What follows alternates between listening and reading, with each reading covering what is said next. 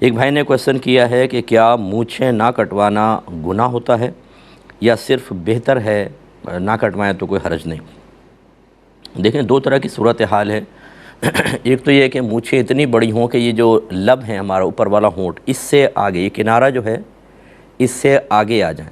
اس طرح کہ جب آپ پانی پیتے ہیں تو پانی میں بھی جائیں، ایسی مونچھیں رکھنا تو مکروہ ہے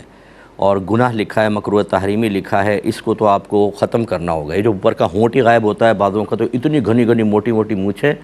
اور اسی میں پانی پی رہے ہیں، دودھ پی رہے ہیں، چائے پی رہے ہیں، وہ گندے بال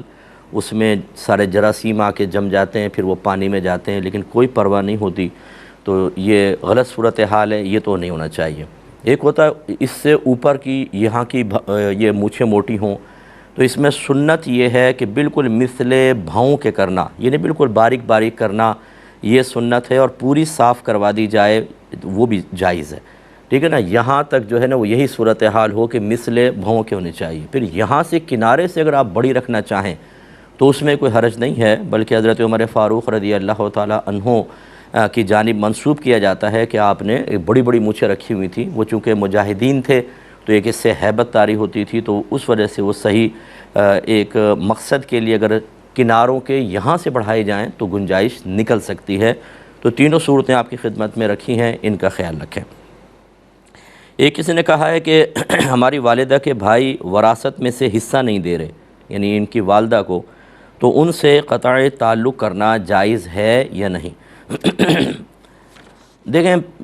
مال و متاع کو بیچ میں لا کر رشتے توڑ دینا قطعاً غیر مناسب ہے، حرکت ان کی بالکل غلط ہے۔ نبی کریم صلی اللہ علیہ وسلم نے فرمایا جو کسی وارث کو اس کی میراث سے محروم کرے، اللہ تبارک و تعالیٰ اس کو جنت کی میراث سے محروم کر دے۔ یا تو یہ دعا ہے کہ یعنی ایک دعائے ضرر ہے کہ اللہ تعالیٰ اسے بھی محروم کر دے، یا اطلاع اور خبر ہے کہ اللہ تعالیٰ اسے محروم کر دے گا۔ دونوں صورتوں میں نتیجہ بھیانک اور خطرناک ہے، لہٰذا بھائیوں کو چاہیے کہ بہن کو فوراً سے پیشتر ان کی وراثت دیں، لیکن ہمارا مشورہ یہ ہوگا اگر وہ نہیں دے رہے تو قطع تعلق نہ کریں، اچھے تعلق رکھیں، امید ہے کہ اللہ تعالیٰ ان کے دل میں رحم ڈالے گا اور وہ حصہ دے دیں گے۔ لیکن صرف ان چیزوں کی بنیاد پر قطع تعلق کرنا شریعت کو مطلوب اور محبوب نہیں ہے۔ یہ کہتے ہیں کہ میری دکان ہے اور میں بعض اوقات نماز دکان کے اندر ہی پڑھ لیتا ہوں، اس کی وجہ یہ ہے کہ اگر میں جماعت کے لیے جاؤں تو باہر بہت سارا سامان دکان کا ہوتا ہے، مجھے سب اندر رکھ کر جانا ہوگا ورنہ لوگ چرا کر لے جاتے ہیں، اور اگر کوئی ساتھ ہوتا ہے تو پھر میں اس کو بٹھا دیتا ہوں اور مسجد میں جا کے نماز ادا کرتا ہوں، تو کیا حکم شرع ہوگا؟ دیکھیں، پہلی بات تو یہ کہ اگر آپ نے فٹ پاتھ گھیرا ہوا ہے، لوگوں کے چلنے کی جگہ گھیری ہوئی ہے، تو آپ کو کوئی رعایت نہیں ملے گی۔ آپ کو بالکل سارے سامان کو چاہے اندر رکھیں چاہے کچھ، پھر آپ کو جا کے جماعت سے نماز پڑھنی چاہیے، دکان بند کر کے آپ جائیں، کیونکہ فٹ پاتھ اس طرح گھیر کر اس پہ جگہ رکھ کر چیزیں بیچنا کہ لوگوں کو گزرنے میں تکلیف ہو، یہ گناہ کی صورت ہے۔ اس کو بیع مکروہ کہتے ہیں۔ آپ کی بیع جائز ہوگی، جو نفع آئے گا وہ بھی جائز ہے، یہ عمل جو ہے یہ قابل گرفت ہے۔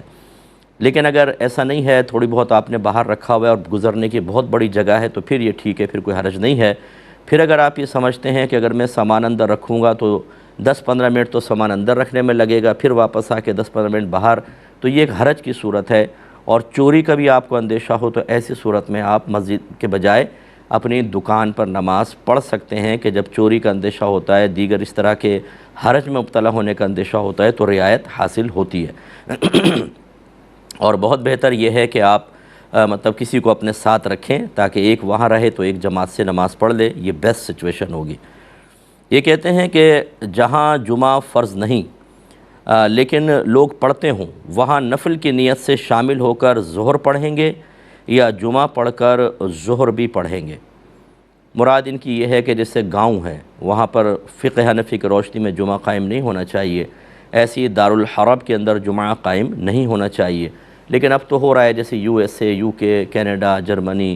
سوئٹزرلینڈ وغیرہ، یہ سب دارالحرب ہیں لیکن جمعے قائم ہو رہے ہیں، گاؤں میں ہو رہے ہیں۔ تو اب یہ پوچھ رہے ہیں کہ اگر جہاں نہیں ہونا چاہیے تھا لیکن ہونے لگے تو ہم کیا کریں؟ جمعہ نہ پڑھیں، اس کی جگہ نفل نماز جماعت سے پڑھ لیں اور پھر ظہر پڑھیں، یا پھر جمعہ پڑھ لیں اور پھر ظہر پڑھیں؟ دیکھیں، پہلے بھی آپ کو سمجھایا تھا کہ اصل فقہ حنفی تو یہی تھا، کیونکہ نبی کریم صلی اللہ علیہ وسلم نے صرف مدینے میں جمعہ قائم کیا، اطراف کے جتنے بھی گاؤں تھے وہ وہیں پر آ کے جمعہ پڑھتے تھے، اور یہ سلسلہ آگے چلا ہے، یہ سنت متوارثہ جاری ہوئی ہے۔ اسی طریقے سے دارالحرب کے اندر جمعہ قائم نہیں ہوتا تھا، وہاں کہاں قائم ہوگا، لیکن اب جو ہے وہ چونکہ ہر جگہ قائم ہو رہا ہے، تو لہٰذا ہمارے محققین علماء نے اجازت دی ہے، جن میں آقائے نعمت امام علیہ سنت احمد رضا خان رحمۃ اللہ علیہ بھی ہیں۔ وہ فرماتے ہیں کہ جمعہ گاؤں میں جمعہ قائم ہو تو لوگوں کو قائم کرنے سے منع نہ کیا جائے، اور اب انہیں ظہر احتیاطی پڑھنے کا بھی نہ کہیں۔ تو لہٰذا اب جہاں قائم ہونا شروع ہو گیا باقاعدہ، آپ جمعے کی نیت سے ہی شامل ہوں، اللہ تعالیٰ انشاءاللہ قبول فرمائے گا۔ یہ کہتے ہیں کہ مجھے فیوچر کی ٹینشن رہتی ہے کہ میں کماؤں گا کیسے، کیونکہ گھر والوں نے پریکٹیکلی طور پر کچھ نہیں سکھایا، مجھے صرف پڑھایا ہے اور فورس کر کے گھر میں رکھ لیا ہے۔ اس حوالے سے آپ کیا کہتے ہیں؟ دیکھیں، اکثر بچوں کا یہی مسئلہ ہوتا ہے کہ وہ بچے، ماں باپ بعض اوقات اپنے بچوں کی مینٹلٹی سمجھ نہیں پاتے، اور بچے شرم و جھجک میں پورا کھل کر اپنے ماں باپ کو بتا نہیں پاتے، تو اس قسم کی صورتحال سامنے آتی ہے۔ اب جیسے آپ کا اس بچے کا مسئلہ ہے کہ فیوچر کے ٹینشن میں کروں گا کیا، کیسے کماؤں، تو آپ اپنے والدین سے کھل کر ڈسکس کریں، اس میں کوئی مسئلہ نہیں ہے، بلکہ والدین کو سوچنا چاہیے کہ ہم اپنے بچے کے فیوچر کا کیا سوچیں۔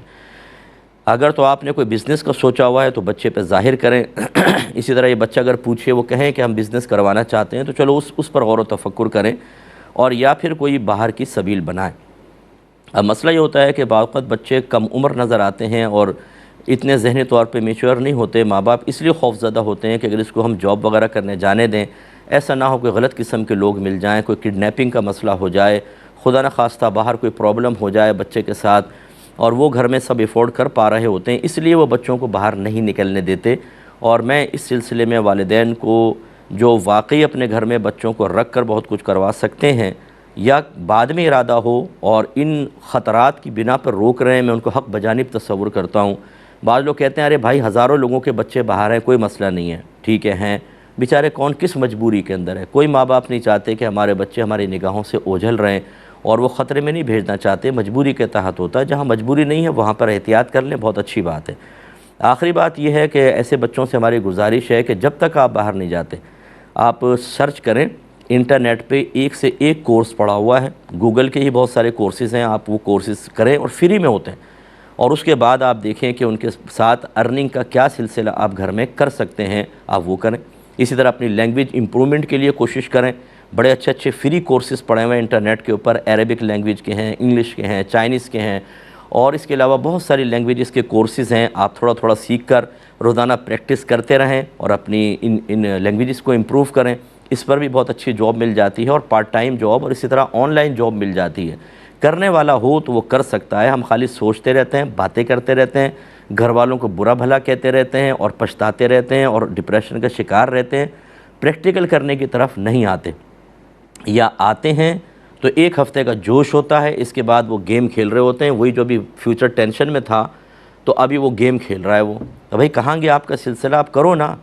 تو اس کو اسی طرح اگر آپ فرض کر لیں، آخری بات یہ ہے اس میں، اگر آپ اکیلے ہمت نہیں کر پا رہے اور آپ کو استقامت نہیں رہتی تو ٹیم ورک کریں، 2-3 اپنے کلاس فیلوز کو لیں، 2-3 آدمی پریکٹس کریں روزانہ ایک دوسرے کو، جیسے لینگویج کے میں نے آپ کو بتایا ہے، کورس کیا ہے اس کے بارے میں کویسچنز کریں، پریکٹس کریں، تو پھر یہ ٹیم ورک کی وجہ سے ہمت بندھی رہتی ہے، اور انشاءاللہ اللہ بہتر کرے گا۔